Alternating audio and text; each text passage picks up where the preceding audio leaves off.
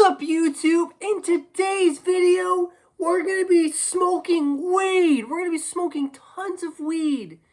In this video, whoever smokes the most weed wins $500,000. New Mr. Beast video. What's up, guys?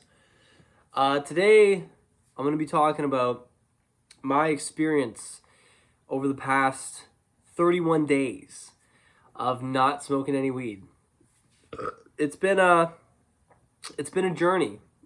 It really has. There's been ups, there's been downs. But overall, I think it was a really good thing for me. Now I will say I've watched a lot of other people's videos on their journey quitting weed, and I don't think mine was as bad as it could have been. You know, even like some kind of bigger YouTubers like Brandon Buckingham, for instance, he sort of said like he had all kinds of problems. He couldn't eat and stuff for a while, and or maybe he had that beforehand, and then he had all kinds of like crazy issues at first. And for me, I didn't really experience any of that. Which again, I haven't. It's not been like too many years of going so hard with it, whereas, for a lot of people it might be, well over a decades maybe even, that you've been doing it. So it's going to be different for everybody, and depending on how long you've been doing it, and just other variables. There's all kinds of variables that go into it.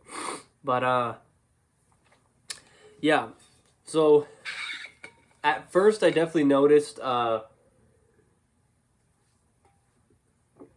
bit of a depression period, for sure. Like for a while, you just kind of have to push through that and know that it's going to get better. Because for a little bit it was just like, damn, like, you'd go to do the regular things that would make you feel, satisfied, and like you put in a day's work or whatever, the regular things that would bring you joy, and they just wouldn't really. Like, they would. Like, I would, working out still felt good. Playing music and stuff, but it just didn't feel the same. It wasn't the same level of it. So in comparison to what you're used to, it's going to feel weird. It's going to feel like something's missing. Really, a lot of getting over any addiction is just having, in a sense, faith. Like, I know that sounds corny, but really that's what it comes down to. It's not going to be rewarding for a while. It's the same thing with quitting nicotine. It's the same thing, I imagine, with quitting alcohol. I've never really had to quit alcohol. I've never really had a problem with alcohol. So, me not using alcohol isn't really a difficult thing for me to do. But, you kind of have to have some degree of faith and just know that it's going to get better, it's going to get easier, and you just got to push through. And if I think that also happens with the reason. Sometimes we're really waiting to have that motivation and to find the good reason why we have to quit, something. If you're kind of thinking about it, if the idea of quitting something sounds like decent, then just give it a go and see, because sometimes you don't know why exactly either. For me, I didn't really know why. I just knew that, like, okay, my usage just got a little out of hand. So let's just see if we can even, like, at that point it seemed almost impossible, the idea of going for an entire month, for an entire 31 days, because at that point I was smoking like every day, and when I would take week breaks even, it was pretty I could get through it, but it was kind of boring, and kind of that's the biggest thing I realized, is that I had a lot of boredom, that I was using weed to kind of numb, and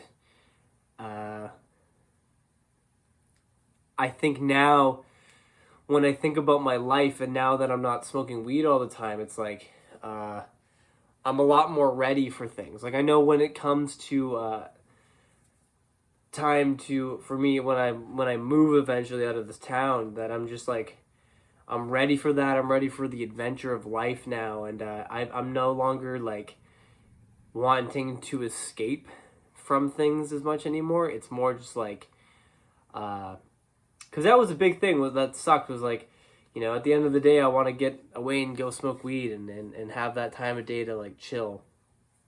Whereas now I don't care. I'm like just chilling. And the big question is, maybe on a lot of your minds, probably not, but am I going to smoke weed again now that I've come to this point? Now that I've gotten through the 31 days, and because that's all I set out to do. I just set to go through January without smoking any weed. I think I probably will, but I definitely will not be smoking weed every day. That's the big difference, I think, here going forward. I may, on the weekends, if I've got nothing going on the next day, I might smoke a little weed at the end of the day and watch a movie or whatever, but it used to be like I couldn't do anything enjoyable without first smoking a little weed. Like, oh, I'm going to play the drums for a bit. We got to smoke some weed first, and I am just glad that I've gotten out of that, and I don't want to go back into that, And I don't think it'll be that difficult for me to do that.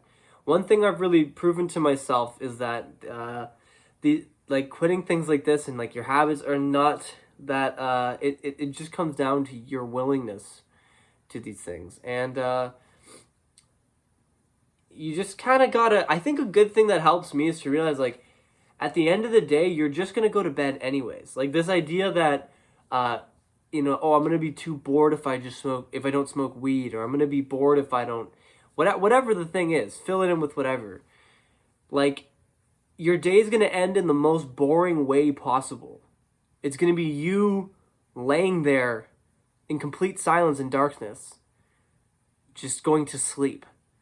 Like, and that's, it's boring, but it's also like the best thing ever, like sleeping, what I mean? Like, sleeping's great, relaxing is great.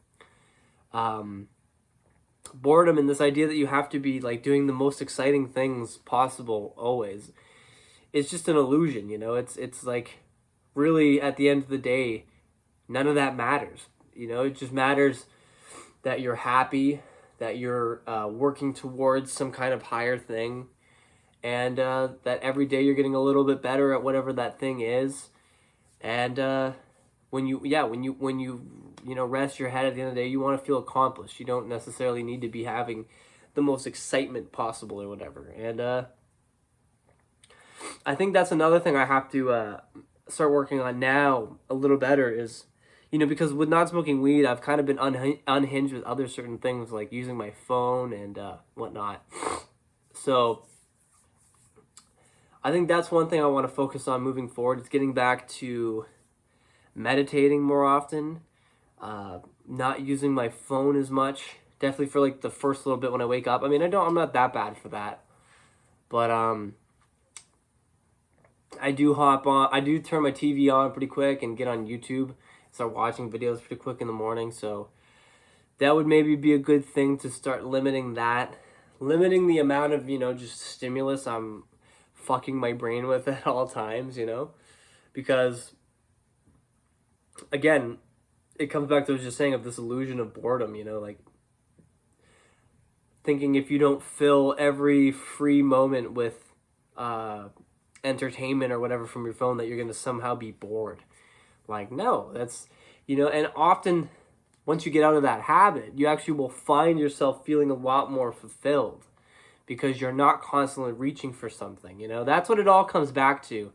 I think sometimes in a way, addicts of things like this, like micro addicts, right? Like, I guess that's what you could call people like me and maybe people like you. Our lives are not in shambles, right? We're not spending ridiculous amounts of money, unable to like control ourselves. We're not on the streets. We're not, our lives are not falling apart at the seams, but we definitely are not in control of these substances and these habits. They're in control of us. And I think sometimes a lot of times people never fully get better because they just kind of move from one thing to the next. And that's where I think meditation is a really important thing, like learning how to just sort of let go, like almost the thing I was saying about like when you go to bed, that's the most boring thing possible. It's like same thing with meditating, right? Like a lot of people think, oh, I can't do that, I can't meditate, like, because I think when people think of meditating, they think of it as like trying to think of nothing or whatever, but that's not really what it is. It's just like a form of sensory deprivation. You let the mind wander, but you'll find after like 10 minutes or so that the volume of it kind of just turns down, and you kind of get into that almost dreamlike state where you're not really thinking cohesive, structured thoughts. You're kind of just in this weird like stream of conscious state, and it's very good for combating stress or just letting go of things, and not having things feel so fucking real all the time, you know? Like, because that's, I think, why a lot of us turn to substances, right? Is because we want to, like, lessen the load and have things not seem so real. Because when things seem so real, they're super intense. And that's okay sometimes, but we want to be able to let go of those things, too. And I think that enhances our ability to think clearly and to be, when we are thinking in structured ways, I think it actually helps to enhance it because, you know, it's almost like if you have a heater or something going at all times, you know, it's going to break. It's going to stop working because it can't just be going constantly. And this idea that, you know, making it go constantly is going to somehow make it work better. No, like, obviously, if you never use the heater, it's going to also not be doing its job. But, you know, if you keep something going constantly like that, it just kind of burns out, really. That's a good analogy. I don't know if a heater necessarily, but, and you know, any kind of electronic device, or whatever. Like, you know, it's the same kind of thing. We need to. It's good. It's good to let go of that sometimes, and let go of this. Letting go of our egos, letting go of that part of us that like wants to be smart and sophisticated or whatever, or having idea. I don't even know if it's necessarily always that. It's like the sense of fear that we get sometimes that like you can't let go of that, or else you're gonna maybe go crazy, or you're gonna lose your ability to think rationally and think structured. But like I said, I feel like when you when you give that a break, sometimes you actually become more efficient when you come out of that and you return back to it. So that's what I think a lot of this comes back to, is just learning to let go of things, learning to be okay with less, and that less is more, actually. You know, this constant chasing of dopamine isn't going to really actually make you any happier, because what you're sort of subconsciously telling yourself is that when I am just alone with myself, that is a bad thing. That is it's boring, maybe, because for me, it's not like I don't have like negative self-talk or anything, but it just seems boring when I'm just sitting there not doing anything. But really, realistically, you're never doing nothing, right? You're a fucking living creature who is having a fucking full experience of life at all times. You're alive, and your mind is just not. It's almost like being not grateful for things, you know? Because if you're always thinking of the next thing, you're not going to appreciate where you're at and what you really have. And I think it's the same thing with just the way we feel in our bodies, the thought, the just feeling of thinking of things and having some kind of visual, you know, it doesn't have to be structured, logical. It doesn't have to be like ideas always, you know what I mean? And I think that's the thing, is whenever you're focusing on things on your phone or looking at other things, like, you're always thinking about ideas. And that requires this level of cognitive effort that I don't think we really feel it that much that we're putting into it, but when you do like go to sleep and you let go of that, like, it feels good to turn that off sometimes. And so it's about learning how to be able to sit with yourself and recognize, like, this is a good place to be, and being grateful, great gratitude. Like, that's the biggest, I think, part of it, that I think when we're constantly reaching for things, we're not really being grateful for what we already have, because it's subconsciously saying, like, this isn't good and we need to fill it with something else that is good. But then you're always kind of chasing, right? And you're never really, it's almost like that feeling of always having something to do in the back of your mind. Like, oh, wait a minute, I can't relax right now because I have to go do this or I have to go do that. When you're constantly chasing things, it's like you always have that feeling. You're always you're like always kind of on the go. You're never really in that place of like reflection and relaxation. And I think that's one of the biggest downsides to like all this technology and stimulation nowadays. It's great in no sense, but if you don't monitor it and you don't reduce the amount of time you're spending engaging with these things, you kind of are always in one mode at all times, and that's a really limiting and shitty way to live your life. Actually, that's not. There's so many different mindsets you can get in, and like I feel bad sometimes when I think about the fact that a lot of people don't spend any time meditating, because I think of some of the like the most almost like psychedelic dream-like states I've gotten into are not a result of any psychedelic thing. It's from meditating, and from exploring sort of the innards of my mind and allowing, slowing my breathing down to a point where you get into this like this very different state, and yeah, which can become almost an addiction of itself sometimes too. So it's good to not get too far into that. But yeah, overall, this has been quite the tangent.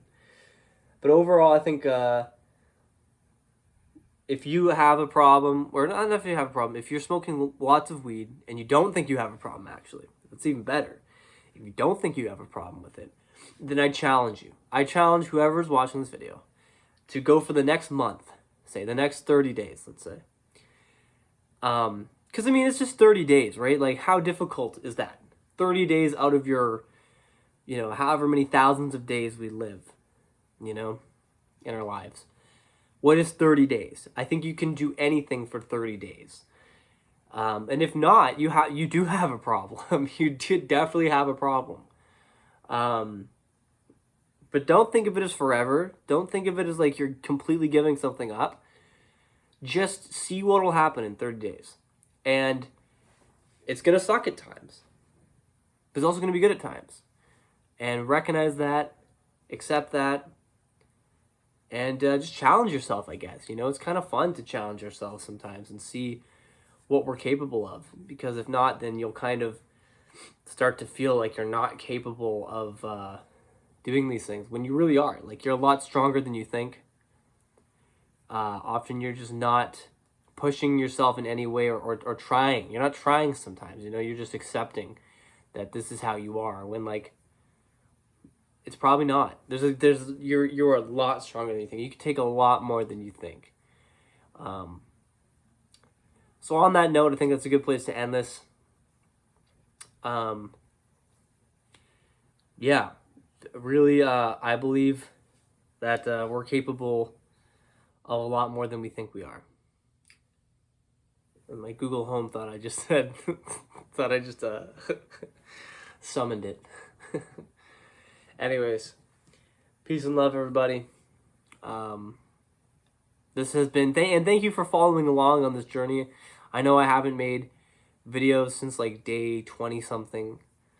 But that was because I was really just kind of saying the same stuff every day. I was just kind of like, whatever, like I feel good now. And that's another thing I will say also, if you are quitting, no matter what it is, because I've also had to quit vaping. About 2 weeks. And that's about the time it takes for things to start going on the up. Don't expect it to be rewarding until that point. And even if you get there and it's still not rewarding, just keep it going. Like I said, like only go for 30 days. And if you really feel horrible at the end of it and you really, don't feel like it was worth it, then maybe you don't have a problem, and it's just that you just sort of miss this thing. But also if you really do feel that horrible, maybe there is something missing in your life, and just consider that maybe maybe there should be something else to cure your boredom that's a little more productive or conducive to a truly whole happy life, you know, not just instant gratification. All right, I'll see you guys all in the next video, which I'm sure won't be in this vein. It'll probably be another podcast, but peace out.